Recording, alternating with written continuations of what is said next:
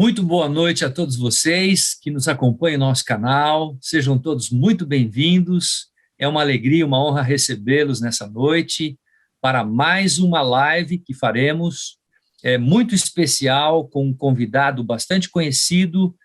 Trata-se do pastor Eleazar Domini, que é pastor da Igreja Adventista no Maranhão já há 12 anos. Já trabalhou em outros territórios do Brasil também. Ele é casado com a professora Gisele, tem 2 filhinhas, e ele é o responsável pelo famoso canal Fala Sério Pastor, que é um canal bastante conhecido pelos YouTubers, né? E esse canal tem dado grande visibilidade para alguns temas que são discutidos na Igreja Adventista, e nós temos a honra de recebê-lo nessa tarde. Pastor Eleazar, seja muito bem-vindo. Obrigado, Excelência. É bom estar aqui contigo mais uma vez. Já estivemos juntos em uma outra oportunidade. Convido até você a olhar aí no canal do pastor Renato Stêncio ou no meu canal. Nós falamos sobre o tema da Tríplice Mensagem Angélica. Foi um estudo assim, muito proveitoso. E me sinto honrado de estar contigo outra vez para nós estudarmos mais um assunto importante que vai realmente ajudar você que está aí do lado de lá da telinha, acompanhando, que está se conectando aí para mais esse estudo. Você aproveita para solicitar, e você que pertence aí ao canal Fala Sério Pastor, porque nós somos uma grande família, então você que já é inscrito no nosso canal, aproveite, dá uma passadinha ali no canal do pastor Renato Stêncio, você se inscreva lá nesse canal, porque conteúdo bom tem ali, viu? Tenho certeza que você vai ser abençoado. É um canal que tem contribuído. O Dr. Renato Stêncio, ele é pastor e ele cuida da parte do Centro White aqui no Brasil. Os estudos referentes à senhora White, ele é o responsável aqui no Brasil. Então, no canal dele você vai encontrar conteúdo de muita qualidade. Se inscreve lá. Muito obrigado, pastor Eleazar. Olha, nessa tarde nós escolhemos um tema que vem sendo objeto de bastante mal compreensão em relação à questão bíblica e também à questão dos escritos de Ellen White, que é o assunto ligado ao decreto dominical. Os escritos de Ellen White são muito claros em relação a esse assunto, que no final dos tempos, não é, as bestas do Apocalipse se uniriam, haveria um decreto onde esse decreto da segunda besta obrigaria todos a adorarem a imagem da primeira besta, e esse assunto é compreendido por nós na Igreja Adventista como sendo o decreto dominical, que é parte desse contexto escatológico de Apocalipse 13. Mas alguns teólogos recentemente têm levantado esse assunto e têm feito algumas interpretações hermenêuticas da palavra de Deus e dos escritos de Ellen White que são bastante complexas e complicadas, não é?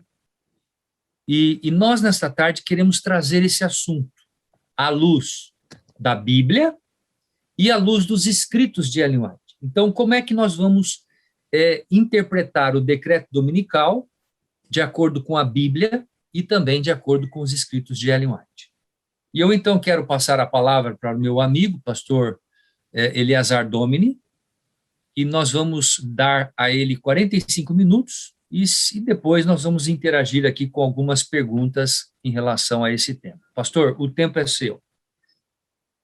Obrigado, pastor. Pastor Stêncio, realmente esse é um assunto bem interessante, é um assunto que vale a pena ser estudado, e como o senhor mencionou, alguns teólogos aí têm se levantado questionando, não é, falando. Teólogos, inclusive não adventistas, têm grande dificuldade de chegar à compreensão deste tema e, infelizmente, nos acusam, né? Acusam o adventismo de defenderem um decreto dominical baseado única e exclusivamente em Ellen White. Não, vocês defendem que existe um decreto dominical porque Ellen White diz isso. Então, nós não teríamos nenhum respaldo bíblico para defender esse assunto. E eu quero dizer que não é verdade naturalmente. E por que eu digo que não é verdade? Veja, não é o fato de a Bíblia dizer com todas as letras, haverá um decreto dominical, que esse assunto não é extraído de uma hermenêutica bíblica. Da mesma forma como você não vai encontrar a expressão assim, existe trindade. Você não vai encontrar nem a expressão trindade na Bíblia, mas nós sabemos que o conceito trinitário é um conceito bíblico.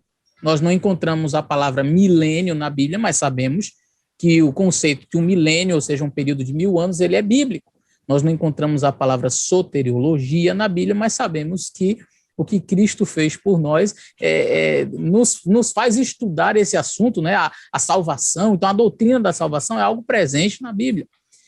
Ou seja, eu não encontro lá o nome decreto dominical, a expressão decreto dominical, mas eu, fazendo um estudo aprofundado em Apocalipse, a gente vai conseguir ali, na comparação de textos, no exame cuidadoso, a gente vai perceber que sim, um decreto dominical ocorrerá. Então, veja, um dos principais argumentos, pastor Estêncio, que algumas pessoas usam, alguns teólogos usam, é de que a palavra marca ou a palavra sinal, como uma referência ao sábado, por exemplo, como nós dizemos ali, Ezequiel, capítulo 20, o verso 20, diz que Deus deu os sábados para que servissem de sinal entre ele e seu povo. Ora, se o sábado é um sinal de Deus, logo a contrapartida deste sinal seria um falso dia. E é assim que nós, adventistas, entendemos. Mas aí alguns argumentam da seguinte maneira, mas olha, a palavra marca, a palavra sinal, que aparece lá em Ezequiel, não é a mesma que aparece quando fala, por exemplo, da marca da besta. Logo, podemos concluir, segundo eles, que está se falando de assuntos diferentes. Bom, no fim das contas, quando nós conversamos com teólogos, principalmente não adventistas, e perguntamos a eles o que seria, de fato, então, essa marca da besta, então, ilações vêm as mais diversas, não é? Então, você vai ter gente dizendo assim, não, é um chip, aí o outro vem dizendo que é o código de barra, aí o outro vem... Bom, aí vem uma série de assuntos que eles propõem e a gente não vê respaldo bíblico. Então, para falar que é chip, para falar que é código de barra, para até ser aplicado à área da medicina aí, alguns têm feito, não é? E sem respaldo bíblico algum. Bom, então nós vamos avaliar isto à luz da palavra de Deus. Eu queria, então, já começar fazendo uma análise, eu vou compartilhar a minha tela, porque eu queria começar fazendo uma análise, portanto, desses termos. Quando nós falamos, então, de decreto dominical, eu queria fazer análise, portanto, dos termos originais que nós temos ali, que são termos os mais variados, tanto na língua grega quanto na língua hebraica. Eu separei isso daqui. Foi um estudo, eu gastei algum tempo, viu, pastor Estêncio, desde que o senhor disse, olha, vamos falar sobre esse assunto, eu disse, eu preciso, então, me dedicar a tentar ver quais são os termos e como eles são aplicáveis. Então, nós temos a palavrinha ot, hebraica, esta palavra é a primeira aqui de cima, eu vou compartilhar aqui com um laser point para ficar mais fácil. Então, você tem aqui, daqui para cá, ot é a expressão hebraica, ot, e significa sinal. Você tem uma palavra para selo, que é rotan. Rotan significa selo, é uma palavra para selo. Quando você vai para o grego, aí você tem uma variedade um pouco maior de vocábulos que vão estar dentro destas palavrinhas aqui hebraicas. São possíveis traduções para estas palavras hebraicas. E aí você tem semeion, que é a principal palavra que traduz a palavra ot, sinal, tá? Em hebraico. Então, quando Deus diz assim, eu lhe dei os meus sinais, fiz sinais e prodígios, sinais no Egito, a palavra é ot. E a tradução grega, ou seja, a Septuaginta, que é a versão grega que traduz o hebraico do Antigo Testamento, usou a expressão semeion para traduzir a palavra sinal. Mas você também tem outra palavra grega, que é a palavra esfragida. Eu queria que vocês prestassem bastante atenção nesse termo, esfragida. Esfragida significa selo. É a principal palavra que vai traduzir o termo rotan hebraico. Mas aí você tem uma palavra que não vai aparecer no Antigo Testamento em momento algum, e ela só vai aparecer no Novo Testamento em algumas porções do Novo Testamento, mas principalmente em Apocalipse 13. Principalmente em Apocalipse 13. Ela é repetida, ela vai aparecer em outras ocasiões no livro de Apocalipse, mas em Apocalipse 13 você tem essa expressão aqui, ó, charagma, que é marca ou sinal. Você percebe que tem semeion, e tem charagma.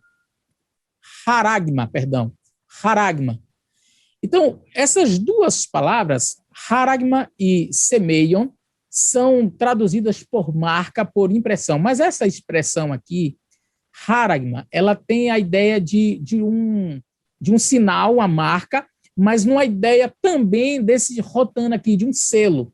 Ela também tem uma ideia de esfraguida, ou seja, é como se você quisesse marcar um lote, e você marca ali. E a gente vai perceber, naturalmente, que dentro da linguagem simbólica, que o livro de Apocalipse é estruturado, em Apocalipse 13, essa expressão ela aparece como um símbolo de um selo, de um esfraguida, ou seja, de um semeio, ou de um rotan, ou ot. Essa palavrinha aqui vai ser usada como um sinônimo destas outras aqui. A pergunta é, como é que essas palavras vão aparecendo nos textos? Pastor, traga aí informações práticas para que a gente possa entender. Eu separei alguns versos, pastor, para que fosse mais fácil a nossa compreensão. Veja, eu separei, então, portanto, alguns textos, no Antigo Testamento e no Novo, tá? E aí você tem o texto assim, pôs o Senhor um sinal, a palavra hebraica aqui é ot, e a palavra grega da Septuaginta, semeion, em Caim, para que não ferisse qualquer que o achasse. Outra palavra, outro verso, tem aqui, o meu arco tenho posto nas nuvens, e ele será por sinal, ot, semeion, no grego, da aliança entre mim e a terra. Então você tem aí novamente a palavra sinal aparecendo, e sempre com esta expressão, ot ou semeion. Finalmente, aqui em Gênesis 17, você vai ter a mesma palavra e aparece, circundareis a carne do vosso prepúcio, e isso será por sinal, por marca, por semeion, da aliança entre mim e vós. Eu destaquei este verso aqui por uma razão. Em Gênesis 17, você pela primeira vez tem uma marca assim, física mesmo, né? O arco nas nuvens não é uma marca física, a marca em Caim, não temos respaldo bíblico para dizer que foi uma marca física, mas diz que Deus colocou um sinal em Caim. Nós não sabemos que tipo de marca foi essa, que tipo de sinal foi esse, mas Caim teve ali registrado isso, talvez tenha sido na carne, mas nós não temos assim completa segurança de afirmar. Já em Gênesis 17, temos total segurança a afirmar que é uma marca, um sinal. Então, este sinal aqui, eu posso dizer com segurança que ele não é somente um sinal, mas uma marca mesmo. Ou seja, aquela palavrinha que eu usei aqui, como esfraguida do grego, ou sinal, ou selo, ela pode ser utilizada para referir-se a este sinal. E a prova disso é que, preste bem atenção, o termo aqui para circuncisão é ot ou semeion, certo? Mas quando a gente vai no Novo Testamento, olha que coisa interessante. E recebeu o sinal, ot, semeion, da circuncisão, selo, aí aparece a palavra esfraguida, e eu tenho uma versão do Novo Testamento em hebraico que traduziu justamente por rotan, que quer dizer selo.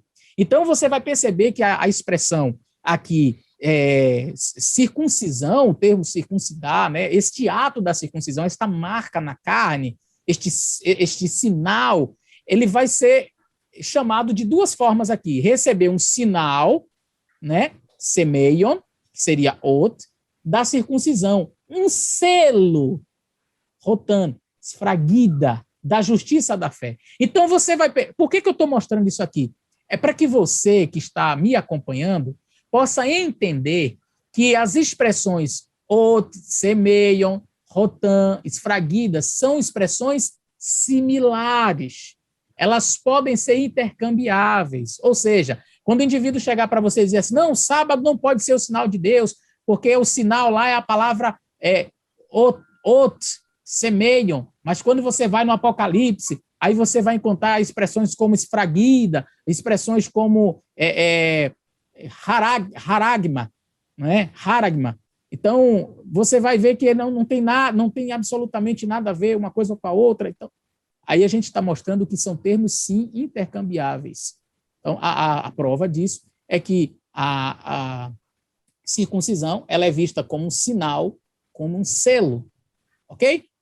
Ela pode ser vista como semeiam ou como esfragida, ok? Está dando para vocês acompanharem direitinho aí. Vamos continuar. A mesma palavra, veja que sinal e selo são termos cognatos, né?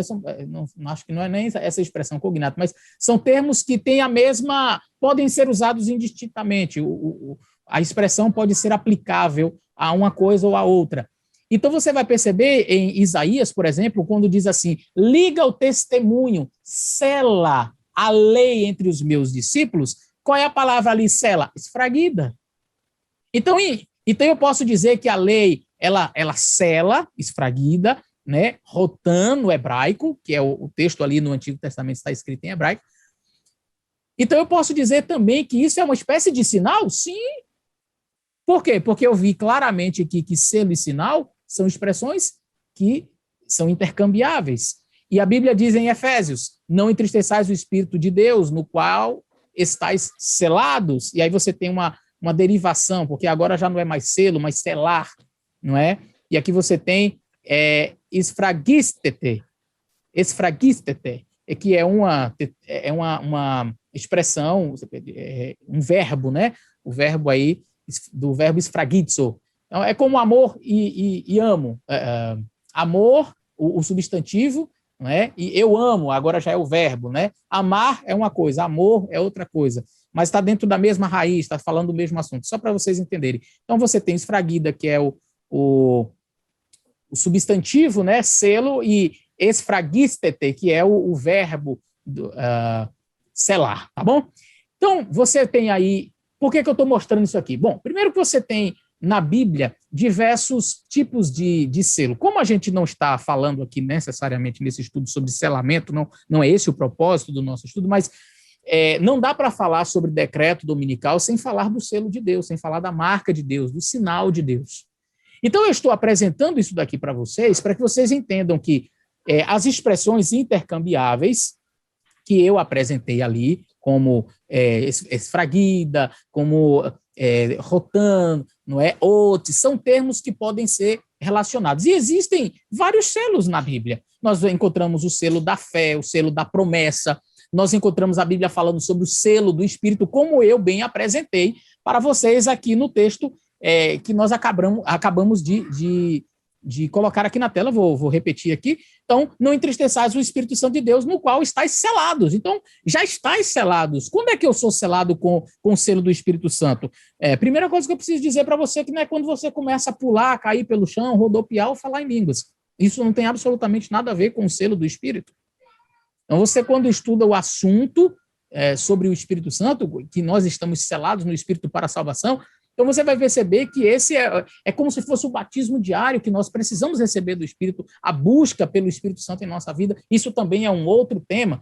Mas existe um selo ou um selamento do qual a Bíblia fala e que está para o futuro.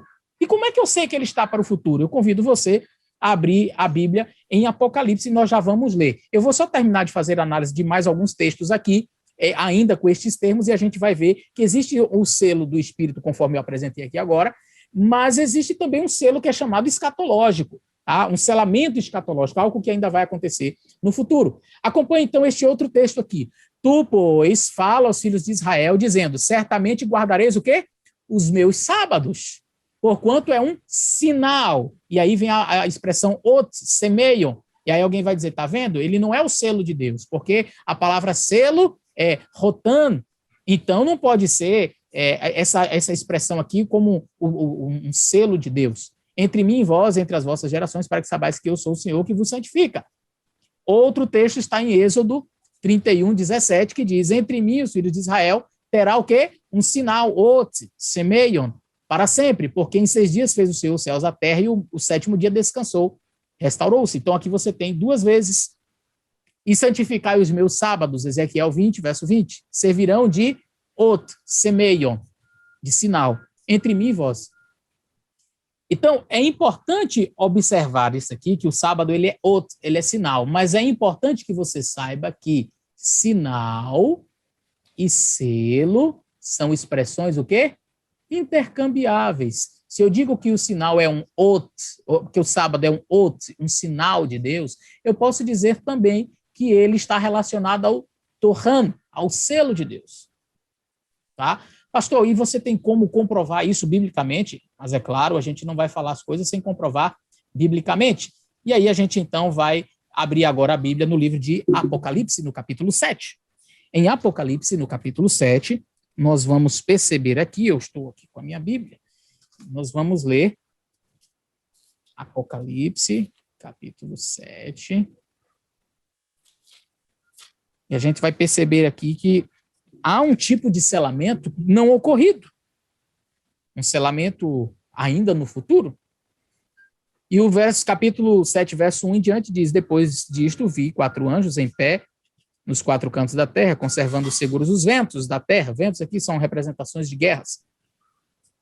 Para que nenhum vento soprasse sobre a terra, nem sobre o mar, nem sobre árvore alguma, vi outro anjo que vinha do nascente do sol, tendo o selo do Deus vivo, e clamou com grande voz aos 4 anjos, dizendo: olha, não danifiqueis a terra, nem o mar, nem as árvores, até selarmos na fronte os servos do nosso Deus.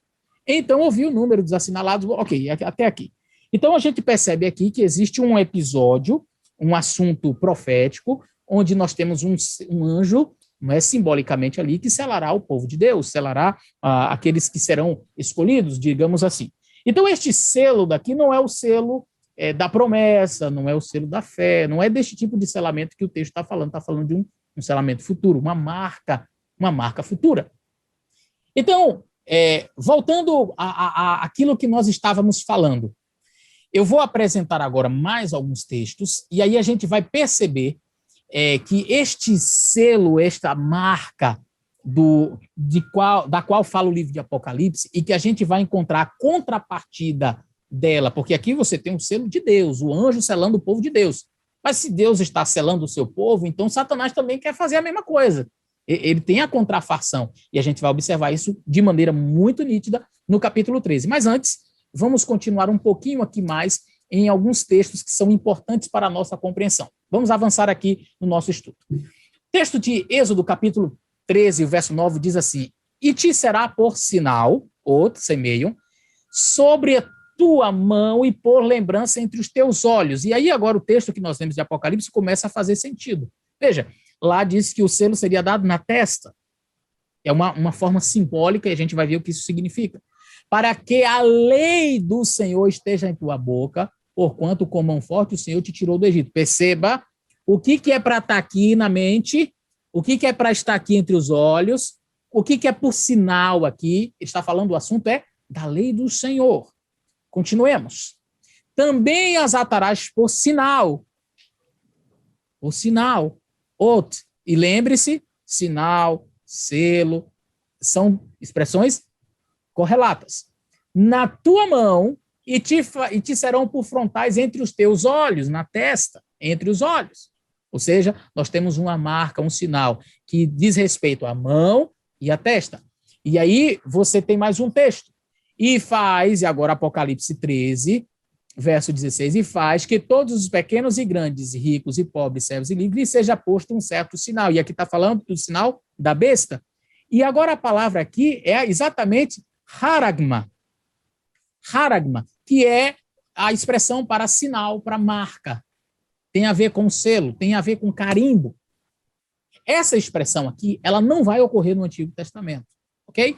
Então, você não vai encontrar essa expressão sendo a tradução para esses termos aqui. Mas como nós já percebemos que esfragizo ou esfragida, o selo no Antigo Testamento, é uma possível tradução, é um termo correlato para sinal, para selo das línguas hebraicas, a gente pode subentender claramente que a palavra haragma também tem a ver com este sentido. E Apocalipse capítulo 7, verso 3, vai dizer o quê? Dizendo, foi o que nós acabamos de ler, não danifiqueis a terra, que agora aqui está falando do selo de Deus, nem o mar, nem as fontes, nem as árvores, até que hajamos assinalado nas suas testas o termo do nosso Deus. E aqui vem a expressão esfragizomen, que vem de esfragizo, tem a ver com selo, com selar. Você vai perceber que são expressões diferentes, certo? Expressões diferentes, mas está falando do mesmo assunto. Observe, nas testas e o selo de Deus. E a besta fala também que ela vai selar os seus com o selo nas suas testas também e na sua mão direita. Em outras palavras, nós temos aqui vários termos gregos e hebraicos, mas para falar de um mesmo assunto. Eu tenho de um lado o sinal, a marca, o selo de Deus, do outro eu tenho o sinal, a marca, o selo da besta. São expressões intercambiáveis, são expressões que são parecidas, né? Você pode usar uma ou a outra, não é? Eu posso falar grande, eu posso falar maior, eu posso falar enorme. Eu estou falando basicamente da mesma coisa usando palavras diferentes, tá?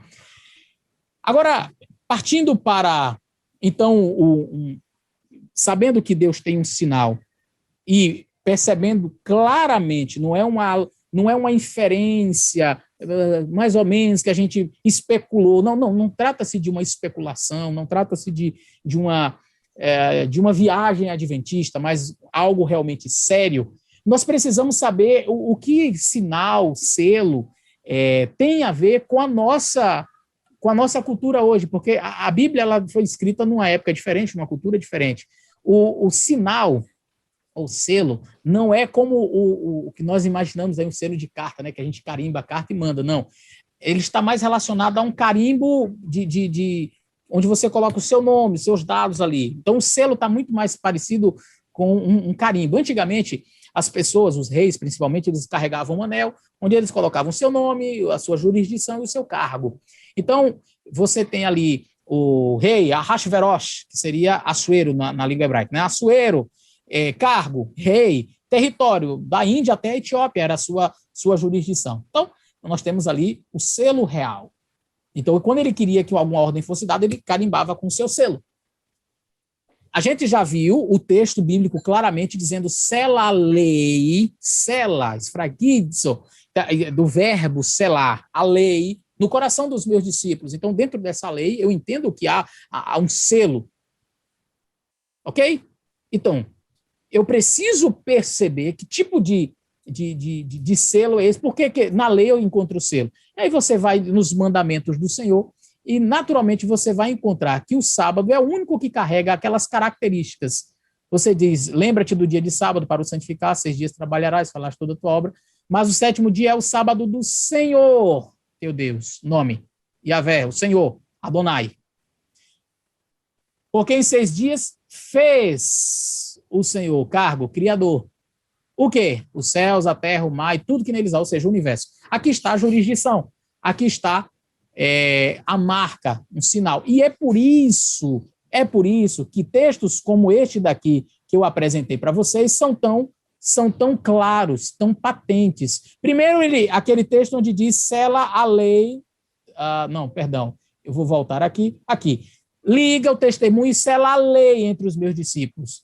Ok, já entendi que eu tenho um selo, tenho uma lei ali, mas não somente isso. É mais claro, específico em falar qual dos mandamentos da lei. Então você tem aqui, olha, santificar os meus sábados, eles servirão de sinal, de marca, de selo. Entre mim e os filhos de Israel será um sinal.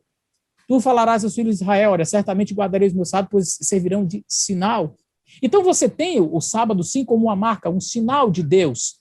Agora, eu já vou introduzir aqui agora o assunto do Apocalipse 13, para que nós entendamos, então, o decreto dominical à luz disso que nós já falamos. Porque eu já sei qual é o selo de Deus, eu já sei qual é o sinal de Deus. Mesmo que alguns queiram dizer, são expressões diferentes, ficou claro o que é o assunto ali da lei de Deus, o assunto do sábado como sinal de Deus. Então, logo, é fácil inferir que se Deus tem um selo, se Deus tem uma marca, a contrafação disso, naturalmente provocada pelo mal, também será similar, mas um dia, por exemplo, diferente.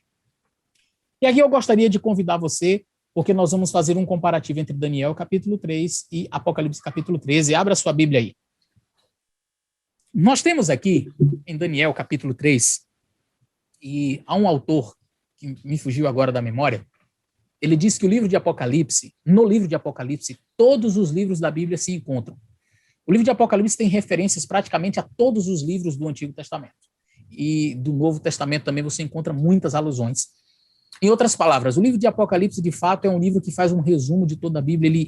Ele se apropria de diversas passagens, principalmente de Ezequiel. Daniel, então, Daniel é o principal livro que faz eco ali no livro de Apocalipse. Quando você vai para o livro de Apocalipse, se você não ler o livro de Daniel, você não vai entender. E se você ler o livro de Daniel e não ler o livro de Apocalipse, vai ficar incompleto. Tá?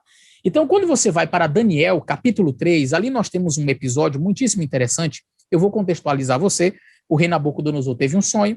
Neste sonho, ele viu uma estátua gigante, mas ele não lembrava desse sonho. Então, Daniel trouxe a interpretação e que haveriam reinos e que estes reinos passariam.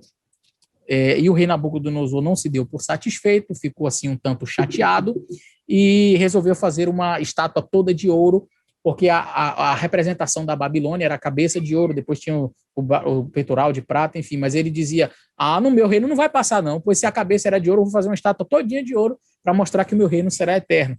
E ele então fez uma imagem,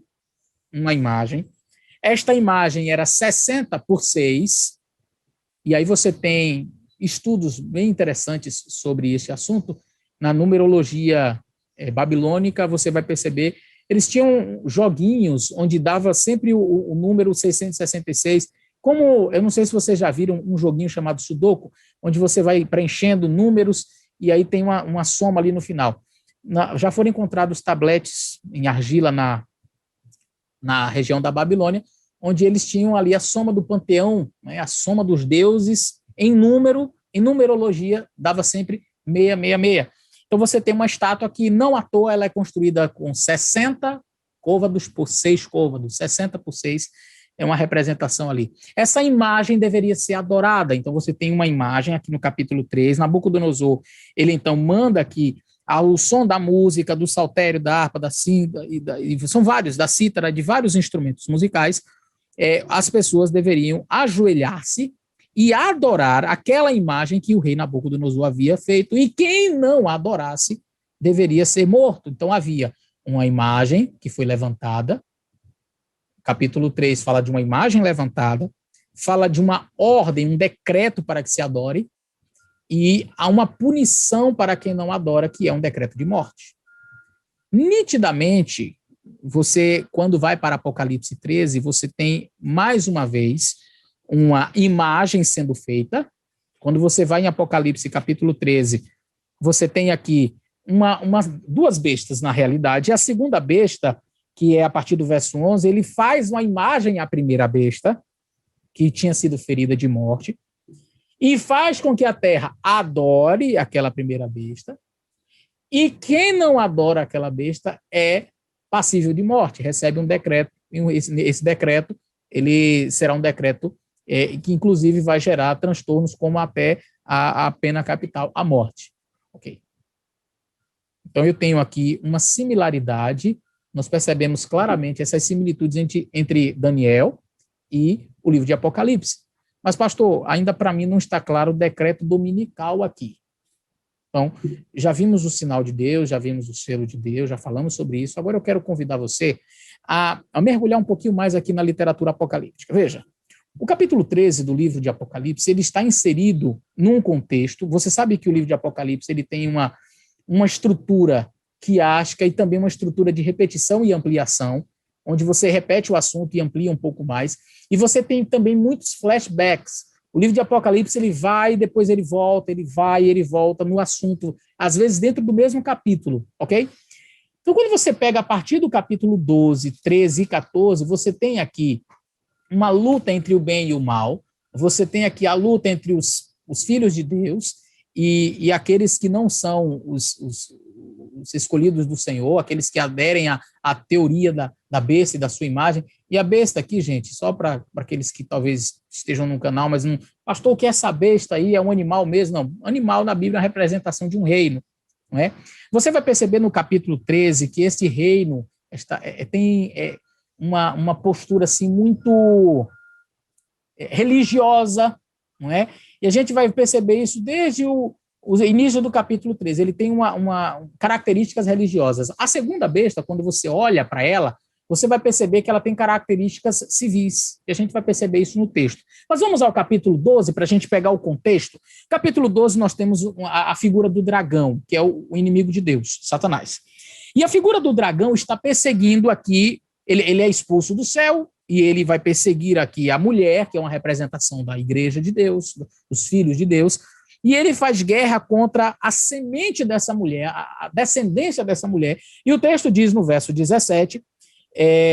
não, vamos ler aqui para que a gente perceba que o assunto está tratando da mesma coisa. A partir do verso 13, o dragão foi atirado para a terra e perseguiu a mulher, que dera à luz a um filho varão. E foram dadas asas à mulher de grande águia para que voasse até o deserto, no seu lugar, onde é sustentada por um tempo, tempos e metade de um tempo. Então, grave isso aqui. Um tempo, tempos e metade de um tempo, ou seja, 3 anos e meio. Um tempo, tempos, 2 tempos, né? Ok? 3, e metade de um tempo. Então, 3 anos e meio, ok? Então, você tem aqui a mulher sendo perseguida, ou seja, a igreja sendo perseguida por 3 anos e meio. Isso, dentro da profecia, é chamado tempo, tempos, metade de um tempo, ou um tempo, 2 tempos e metade de um tempo, que dá 3 anos e meio. Também é chamado esse período de 42 meses. Esse período também é chamado de 1.260 dias, que na profecia, 1.260 dias, levando-se a correspondência de dia-ano, nós temos 1.260 anos, ok?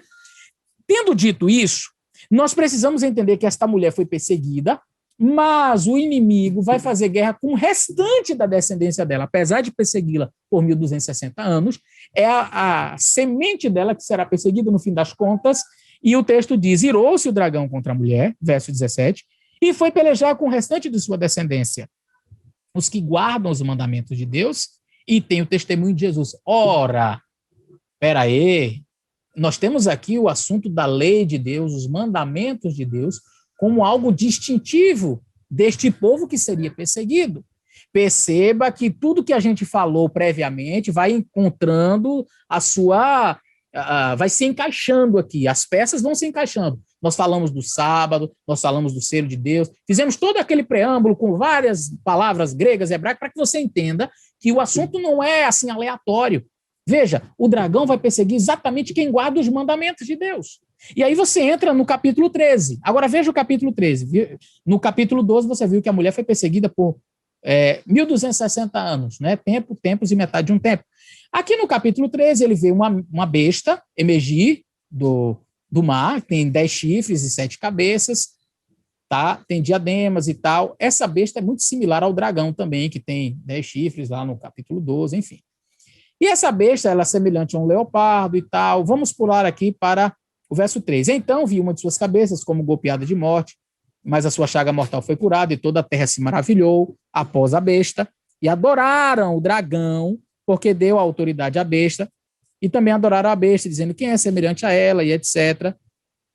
E aí, então, a gente vai aqui para o verso 7. Vamos ver o verso 6, porque eu falei que ela tinha características religiosas, né? Abriu a sua boca em blasfêmias contra Deus, para difamar o nome, difamar do tabernáculo, a saber os que habitam no céu. Então você vai perceber que essa besta aqui, que sobe do mar, ela tem características religiosas. Ela está preocupada em blasfemar contra Deus e perseguir aqueles que são o povo de Deus. Foi-lhe dado também que pelejasse contra os santos e os vencesse.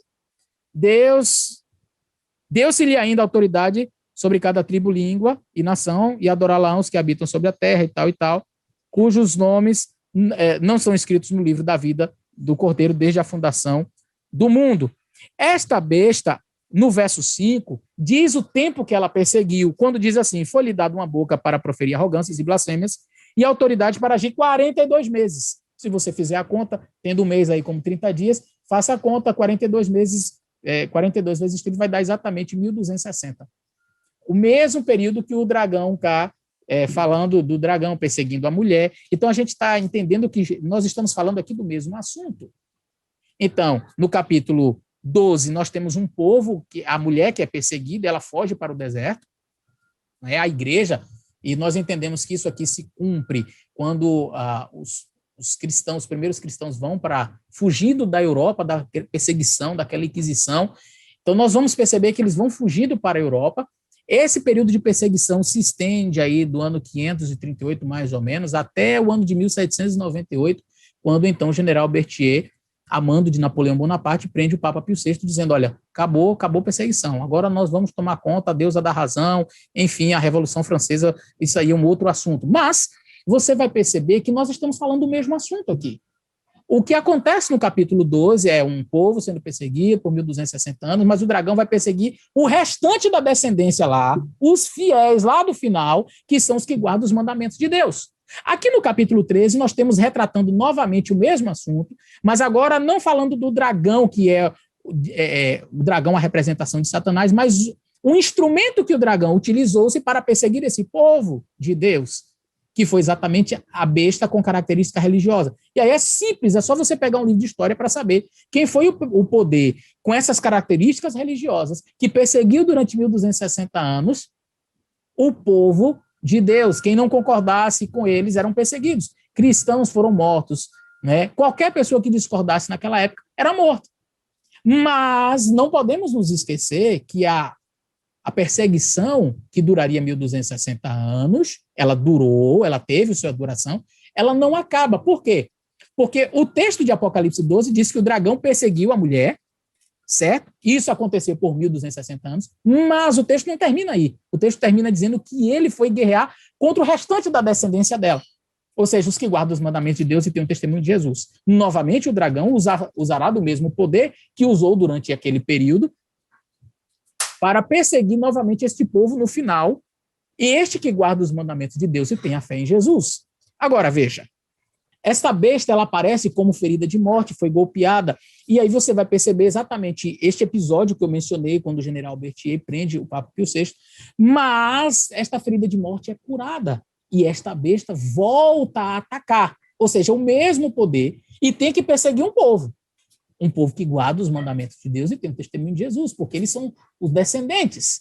E aí entra em cena um outro poder, que é um poder civil. E aí, no verso 11, nós lemos o seguinte, veja, o capítulo 13, a partir do verso 11, vai fazer um flashback. Nós lemos no capítulo 13 que a besta foi ferida de morte, mas a sua chaga mortal foi curada. Mas quem foi que curou? Como é que foi esse processo? Então, o processo de cura se dá com o tempo, e ele está neste processo desde 1798, estamos nesse processo, mas a partir do verso 11 nós vamos ver um poder que dá, assim como Nabucodonosor fez a imagem, e assim como Nabucodonosor deu o decreto, nós temos também aqui um poder civil. Vi ainda uma outra besta emergir da terra, possuía 2 chifres, parecendo cordeiro, mas falava como dragão. Verso 12, exerce toda a autoridade da primeira besta na sua presença. Faz com que a terra e os seus habitantes adorem a primeira besta. Então, nós temos uma segunda besta com um poder civil que vai impor que os habitantes da terra adorem a primeira besta, não é? E faz com que a terra e os seus habitantes adorem a primeira besta, cuja ferida mortal fora curada. Então, vai ser curada, aquele poderio que ela tinha antes voltará a ter. Continuando. Seduz os que habitam sobre a terra por causa dos sinais que lhe foi dado a executar diante da besta, dizendo aos que habitam sobre a terra que façam uma imagem à besta, veja, muito parecido com Daniel 3, aquela que foi ferida à espada, mas sobreviveu. E lhe foi dado comunicar fôlego à imagem da besta, para que a imagem não somente falasse, como ainda fizesse morrer quantos não adorassem a imagem da besta. Então agora vai vir uma perseguição.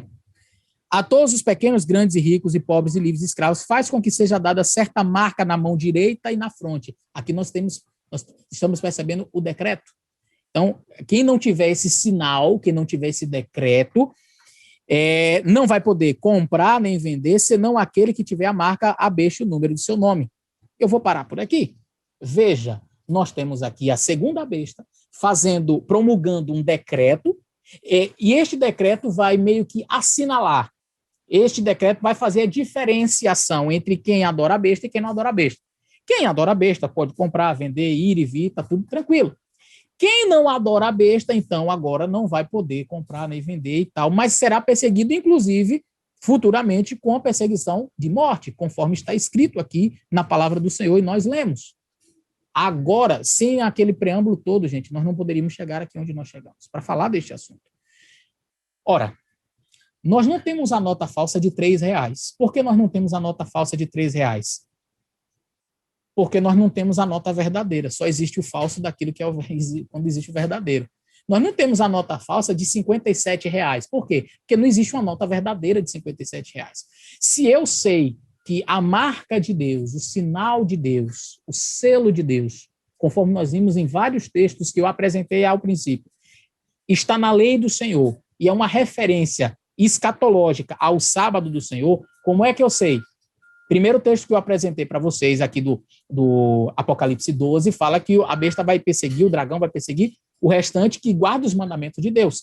Mas não esqueça que o capítulo 14 também entra em cena, está fazendo parte do mesmo contexto. Ali nós temos capítulo 12, o dragão perseguindo os filhos de Deus, capítulo 13, como que se desenvolveu essa perseguição e como ela ainda acontecerá, e no capítulo 14 você já vai ver o desfecho, porque o capítulo 14 diz: olhei, e eis o cordeiro em pé sobre o monte Sião, e com ele os 144.000, tendo na fronte escrito o nome de seu Deus e de seu Pai, ou seja, são aqueles que foram selados por Deus, que foram aprovados por Deus, e que rejeitaram a adorar a besta, sua imagem, o número de seu nome. Qual é o resultado deles? Estão salvos.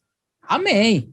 Mas antes de serem salvos, e aí por isso que eu digo que o livro de Apocalipse trabalha com flashbacks, este povo precisa pregar uma mensagem.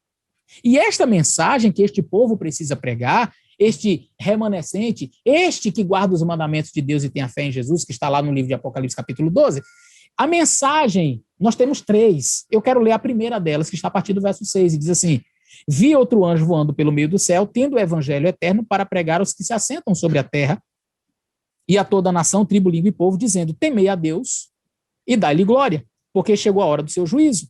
E adorai aquele que fez o céu, a terra, o mar e as fontes das águas. Isso aqui é uma nítida referência a um dos mandamentos do Senhor. Nós devemos obedecer o sábado do Senhor teu Deus. Por quê? Porque em 6 dias fez o Senhor os céus, a terra, o mar e tudo que neles há. Esta linguagem aqui é uma linguagem que faz um eco. Qualquer pessoa que pegar o 4º mandamento da lei de Deus e pegar a primeira mensagem angélica descrita em Apocalipse 14 vai perceber a similaridade. Portanto, este povo que se encontra aqui diante do Cordeiro na parte inicial do capítulo 14 é o povo que foi perseguido, mas que tinha uma mensagem a dar. E a mensagem deles: adorem a Deus, que este Deus, temei a Deus e dá-lhe glória, porque chegou a hora do seu juízo, e adorai aquele que fez o céu, a terra, o mar e as fontes das águas. As fontes das águas, uma referência clara ao sábado. Então nós temos aqui nitidamente o sábado sendo repetido no capítulo 14, os mandamentos sendo citados no capítulo 12. Então nós percebemos, gente, que dentro do contexto não tem para onde fugir. A guerra aqui, a luta aqui da besta com o povo de Deus, de Satanás contra os servos de Deus, contra os filhos de Deus, diz respeito aos seus mandamentos. Não tem como fugir, não tem negócio de chip, não tem negócio de código de barra, não adianta.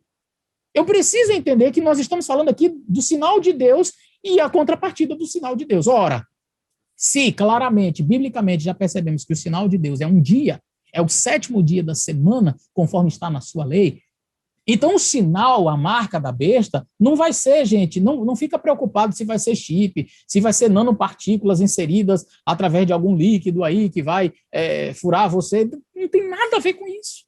Não tem nada a ver com código de barras. Tem a ver com um dia. Deus separou um dia e disse: esse dia é meu. Esse sinal aqui é meu. Meus filhos observem esse dia. Aí vem um poder religioso e diz: o dia não é esse não, o dia é o domingo. E aí Deus diz: não, mas é o sábado. E aí vem a besta e diz: é o domingo. Só que essa besta foi ferida de morte. Essa besta não está atuando como atuava antigamente, que matava quem dissesse o contrário. É necessário um poder civil. E nós, adventistas do 7º dia, deixa eu só abrir um parênteses rapidinho aqui, essa interpretação de Apocalipse 13 como sendo uma referência ao poder romano religioso, o poder papal, não o indivíduo, mas o sistema religioso que perseguiu o povo de Deus no passado, não é uma invenção da Igreja Adventista, tá? Se você pega os livros dos reformadores, Martinho Lutero já tinha essa mesma interpretação. Então, voltando, há necessidade de um poder civil, uma nação que se desenvolve e que tenha força suficiente no planeta Terra para dizer assim, vai adorar, vai fazer desse jeito, e impor isso como um decreto, fazendo com que os habitantes da Terra adorem aquela besta, aquela primeira besta. Sabe o que é impressionante? É que os Estados Unidos da América, na época em que Ellen White viveu, ele não era a nação mais importante. Você tinha a Europa, ali você tinha a França, você tinha a Inglaterra, que eram países muito mais proeminentes. Estados Unidos só vai configurar, despontar como uma potência depois da Segunda Guerra Mundial mesmo, que ele surge como uma potência. Mas até então os Estados Unidos era quase nada. Não representava, não era uma potência mundial. E naquela época, a senhora White já dizia que esta nação seria tão forte, mas tão forte, tão poderosa na Terra, a ponto de ela, como lei civil, promulgar a adoração à primeira besta e um dia falso. E agora eu quero partir já para a finalização aqui desse nosso estudo, falando um pouquinho, portanto, sobre estes aspectos aqui. Qual, então, seria o sinal da besta? Como eu já mencionei, para saber qual é o sinal falso, eu preciso entender qual é o verdadeiro. Então, qual é o sinal de Deus? Eu entendo que Deus ele concedeu aos homens o sábado como um sinal entre eles e ele, Deus, como uma prova da fidelidade deles. Isso aqui está escrito no livro de Ellen White, intitulado Evangelismo, página 235. Ah, pastor, então está vendo aí, você está usando Ellen White? Claro, estou usando Ellen White depois de ter usado a Bíblia de sobejo até aqui. 80% da minha fala foi Bíblia, para que ninguém chegue e diga assim, o pastor está baseando o decreto dominical em Ellen White. Não, agora que eu já provei biblicamente que o assunto é bíblico e que haverá um decreto dominical, sim, e eu mostrei isso dentro da palavra de Deus, agora nós vamos clarificar ainda mais com os textos da senhora White. E ela diz aqui, Deus concedeu aos homens o sábado como sinal entre ele e eles. Mas isso aqui não é uma coisa que Ellen White inventou, porque a própria Bíblia diz isso, Deus disse, o sábado servirá de sinal entre mim e eles. Ezequiel 20, verso 20. Qual seria, então, portanto, o sinal da besta? João ele foi convidado a contemplar um povo distinto dos que adoram a besta ou a sua imagem, observando o primeiro dia da semana. A observância desse dia é o sinal da besta. E aí você diz, pastor, então quer dizer que quem guarda o domingo já está selado com o selo da besta. Não, não estou dizendo isso.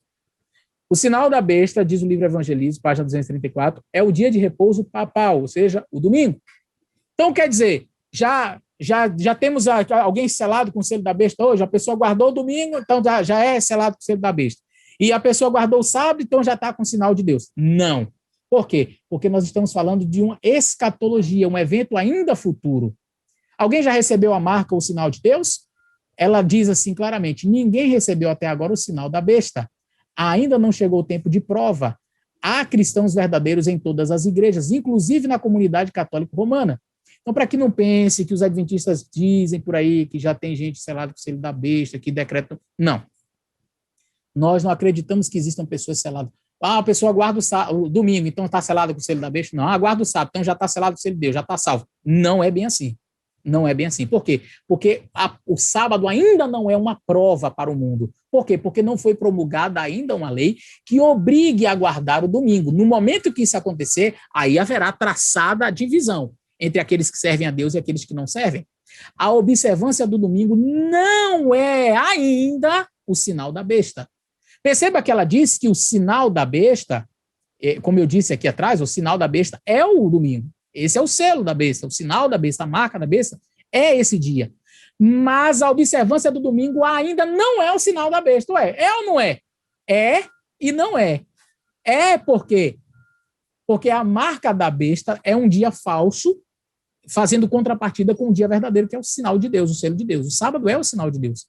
Mas é e não é. Por que não é? Porque ainda não está em vigor uma lei que obrigue. No momento que a lei entrar em vigor, eu vou ler um texto mais à frente para explicar isso.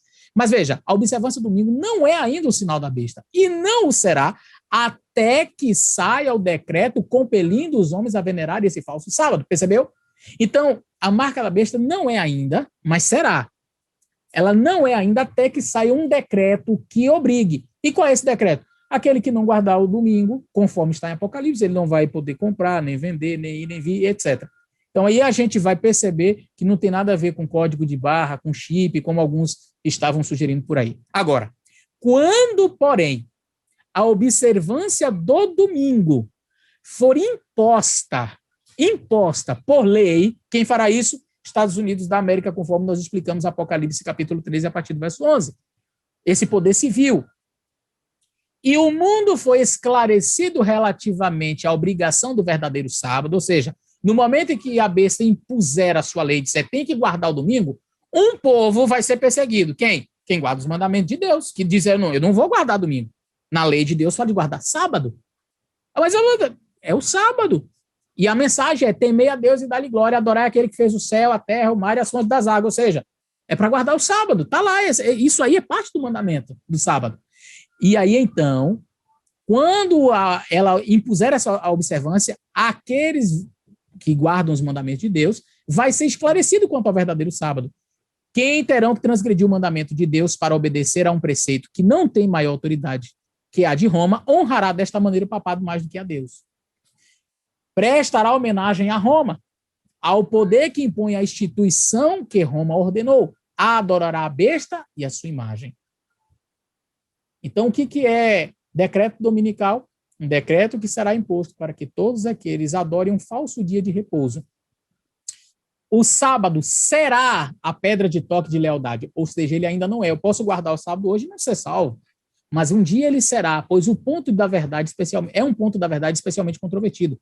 Quando sobrevier aos homens a prova final, traçar-se-á uma linha divisória entre os que servem a Deus e os que não o servem.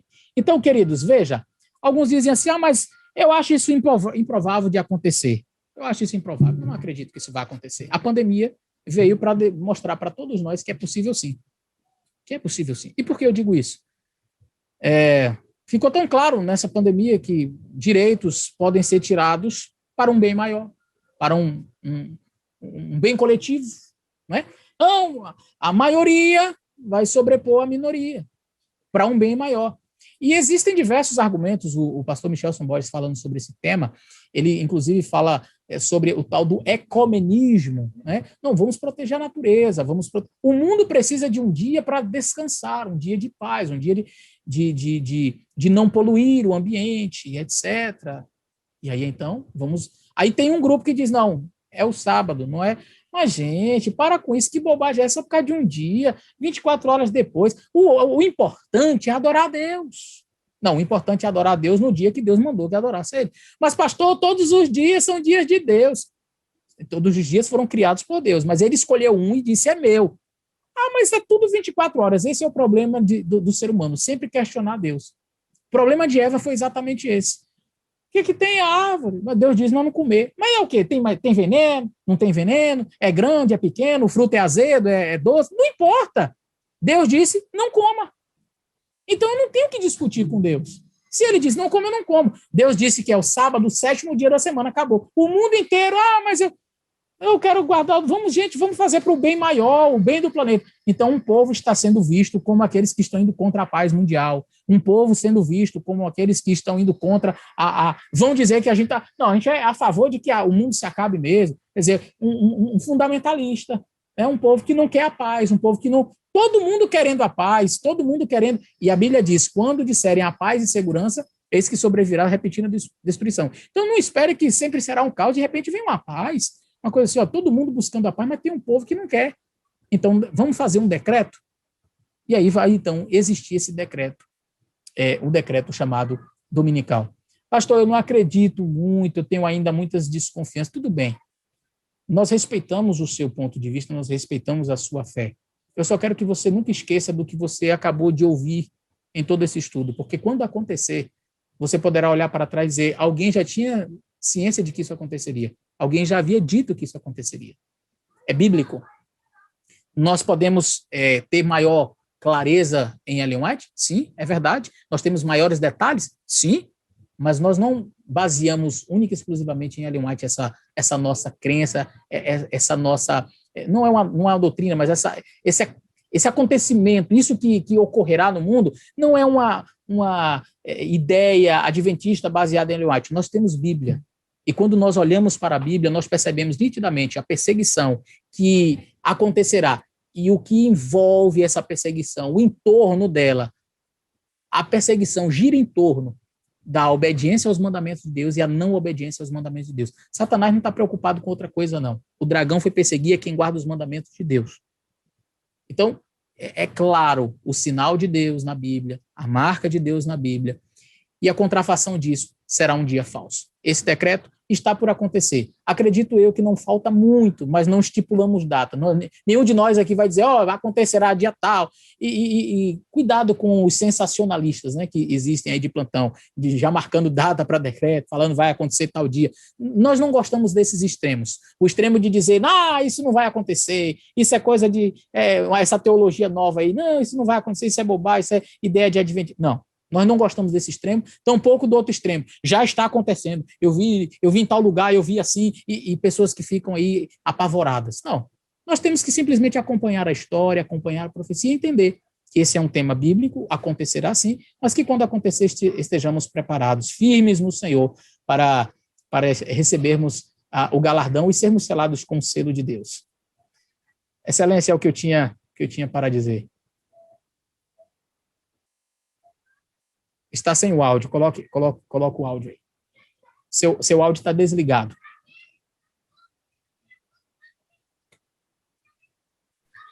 Pastor Eleazar, muito obrigado pela excelente exposição.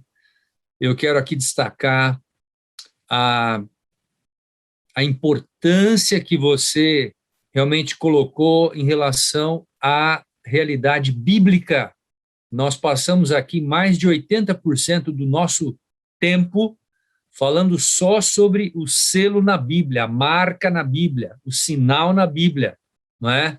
Mostrando a etimologia das palavras, tanto no hebraico quanto no grego, e mostrando que o cristão que for um fiel estudioso da palavra de Deus terá a compreensão de que o que Apocalipse fala lá no capítulo 13 é uma referência, sim, a um sinal, a uma marca que será colocada por um poder que, se nós estudarmos dentro do contexto histórico e escatológico, nós vamos descobrir claramente que há dois grandes poderes que estão trabalhando concomitantemente para poderem exercer esse domínio e, obviamente, imprimirem essa marca, esse sinal, né?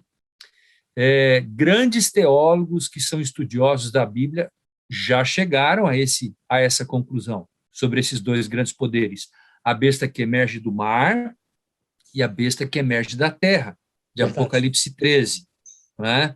Eu não sei se vocês sabem, mas dentro do nosso movimento adventista, o primeiro pastor que chegou à compreensão disto foi o pastor John Andrews, em 1852. Foi a primeira vez que uma pessoa do nosso meio, que era um estudioso profundo da palavra de Deus, identificou as duas bestas de Apocalipse 13. E é engraçado, né, pastor Estêncio, que alguns, por desconhecerem o adventismo, não, os adventistas ficam baseando em Ellen White, quer dizer, a primeira pessoa que trouxe isso não foi Ellen White, foi John Andrews. Não foi. E era um indivíduo, como o senhor falou aí, é válido ressaltar, John Andrews, ele tinha registros disso, né, ele tinha um Novo Testamento decorado, ele tinha um Novo Testamento de cor, e boa parte do Antigo Testamento, ele chegou a dizer, tomem a minha Bíblia e eu reescreverei o Novo Testamento de cor e boa parte do Antigo. Isso. Quer dizer, era um homem de uma mente privilegiada, não é? E ele que chegou a essa conclusão, também não sabia. Era capaz de falar 7 línguas, não é? Era um estudioso, tá? Ele lia a Bíblia no hebraico, lia a Bíblia no grego, tá? Nas línguas originais, no aramaico.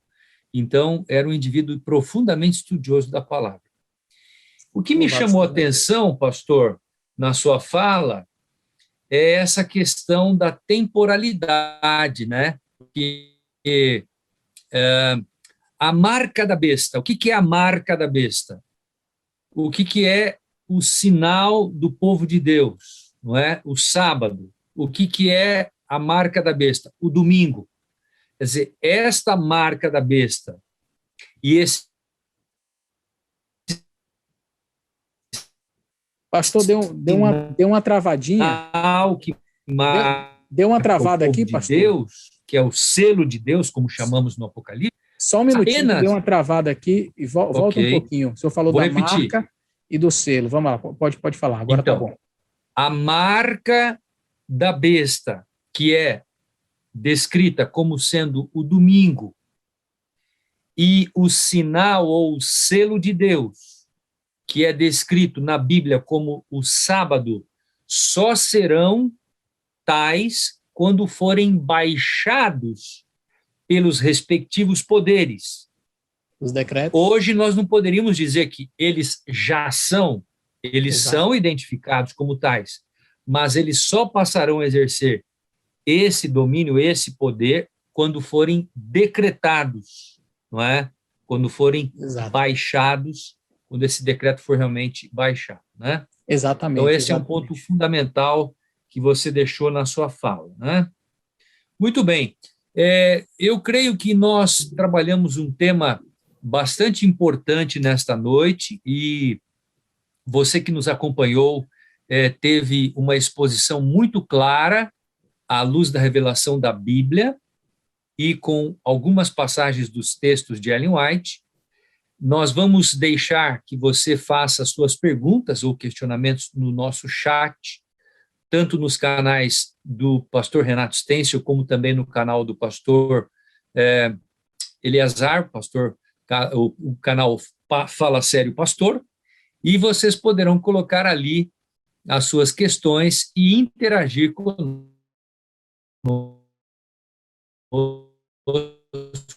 sobre essa temática tão importante.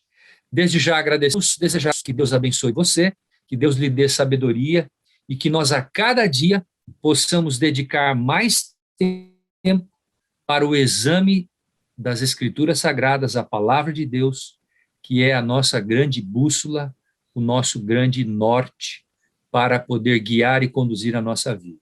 Amém. Pastor Eleazar, e as suas últimas palavras e também encerre com uma oração para a gente, por favor. Amém. Então, meus queridos, é exatamente isso. Nós percebemos que este é um assunto realmente complexo e eu queria fazer menção de um texto, porque alguns poderiam dizer assim, mas pastor, por que Deus não deixou assim tão claro, assim de maneira assim tão patente na Bíblia este assunto? Por que ele não deixou assim tão explícito esse tema? Eu gosto de um pensamento, se não me falha a memória, de Blaise Pascal, que diz o seguinte: Deus apresentou provas suficientemente claras para quem tem um coração receptivo, mas suficientemente vagas para não forçar aqueles cujo coração está fechado. Então, eu acredito que Deus ele deixou evidências na sua palavra. O verdadeiro estudioso, aquele que gosta de escavar a palavra do Senhor, ele vai encontrar as respostas, ele vai perceber, sim, há uma luta, haverá uma luta, essa luta breve acontecerá. O assunto não é desta guerra final, o assunto que vai envolver essa temática final diz respeito aos mandamentos do Senhor. Existe uma marca, existe um sinal de Deus, então existe também uma marca da besta que será imposta. Hoje, como eu disse, não tem ninguém selado com o selo da besta ou com o selo de Deus, ou seja, a pessoa que guardou o sábado já está selado. Não, quem guardou o domingo, então já está... Não. Há muitos filhos de Deus em várias denominações evangélicas e católicas, enfim, todas as religiões. Deus tem seus filhos. Mas haverá um momento em que, quando este decreto foi imposto, todos terão que tomar a sua decisão, de que lado querem ficar. Eu espero que todos nós estejamos preparados para assumir o lado da verdade e sermos fiéis ao Senhor Deus quando o decreto chegar, para sermos selados com o selo do Deus vivo. Amém. Oração para a gente, por favor, pastor. Nosso Deus e Pai, muito obrigado por mais esse estudo, obrigado, Senhor, porque apesar de ser um tema complexo, um tema, às vezes até que necessite um pouco mais de atenção, de estudo, o Senhor nos ajuda sempre a entender, a compreender, a colocar em prática em nossa vida. Possamos, Senhor, cada vez mais buscar a Tua palavra, estarmos prontos, porque quando a aprovação vier, nós queremos ser encontrados fiéis ao Senhor, sermos selados com o selo do Deus vivo, recebermos a salvação em Jesus Cristo. Nos dá a tua paz, nos dá a tua graça, em nome de Jesus. Amém. Amém. Que Deus abençoe a todos, um bom restante de noite, um forte abraço e até a semana que vem, quando nós teremos aqui conosco o pastor Gilberto Tais, que estará tratando de um importante tema relacionado à questão da Bíblia e também a questão do espírito de profecia. Então não percam, na próxima semana, pastor Gilberto Tais, trazendo uma temática ligado à interpretação da Bíblia e do espírito de profecia. Uma boa noite, que Deus abençoe.